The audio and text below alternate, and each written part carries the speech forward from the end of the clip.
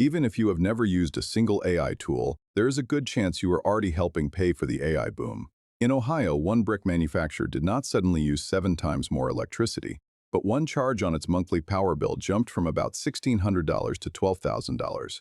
The company was not making 7 times more bricks. It was not consuming 7 times more power. It was paying more because the regional grid was becoming more expensive as it prepared for massive new data centers. A data center can pay the bill on its own electric meter and still leave households, factories, and small businesses paying part of the much larger system behind that meter. For ordinary customers, there are 3 hidden bills. The first is the grid that gets built in advance. The second is the power capacity that gets reserved in advance. And the third is the debt that can remain after a project is delayed, downsized, moved, or canceled. That third bill may be the most dangerous, because it can outlive the data center itself. So let's follow the money and see how the cost of a private project can move onto a shared public grid. Hidden bill number 1. Build first, charge later. Electricity is not like gasoline, where you simply pay for what you use at the pump. It is closer to a fire department. You are not paying only for the moment a fire is put out. You are also paying to make sure the trucks, crews, equipment, and capacity are ready when the worst moment arrives. The power grid works the same way. Utilities have to plan for the hottest afternoon, the coldest morning, and the one critical hour when their biggest customers may all demand nearly all of the electricity they were promised.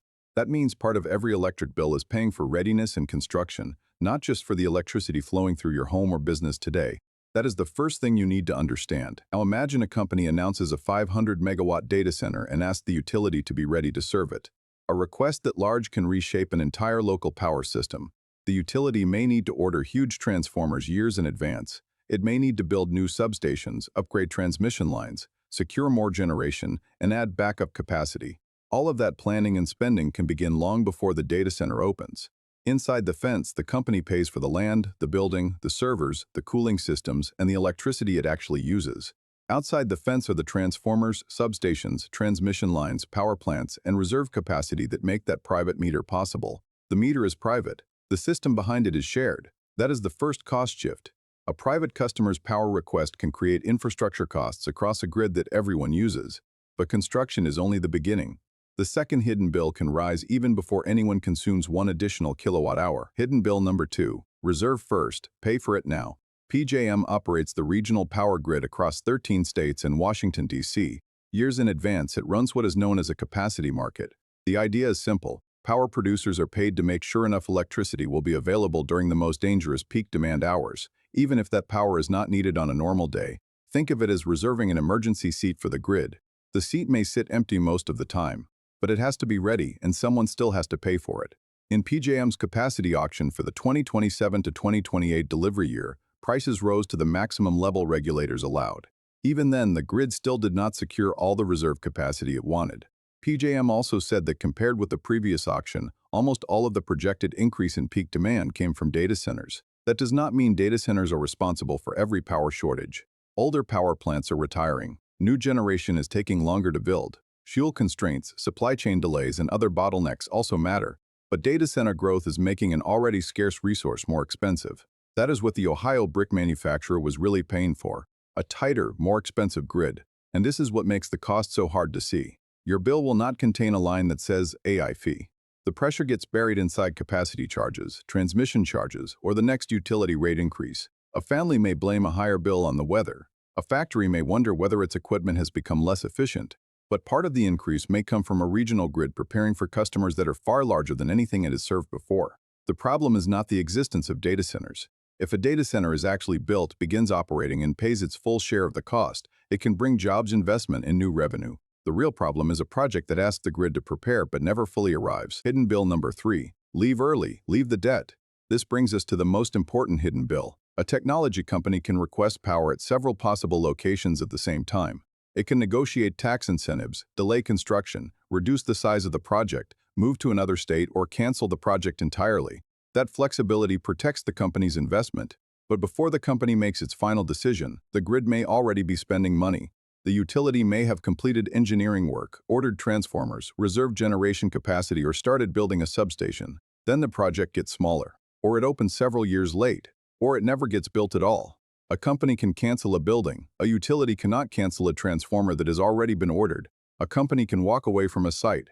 The grid cannot erase the debt attached to infrastructure that was already built for that site. The company keeps the flexibility to choose a location, delay the project, or cancel the investment, but the financial risk created by that flexibility can be left with the utility, the local community, and every other customer on the system. That is what regulators call a stranded cost. And this is not a minor issue. Lawrence Berkeley National Laboratory estimates that data centers could account for roughly 11.8% of total U.S. electricity consumption by 2030, but there is no single national AI power bill. The AI race may be national. The bill is local. That is why federal regulators are starting to pay attention. On June 18, 2026, the Federal Energy Regulatory Commission directed 6 regional grid operators under its jurisdiction to explain or reform their existing rules for data centers and other large electricity loads. One of the questions it specifically raised was how to prevent transmission costs from being shifted onto other customers.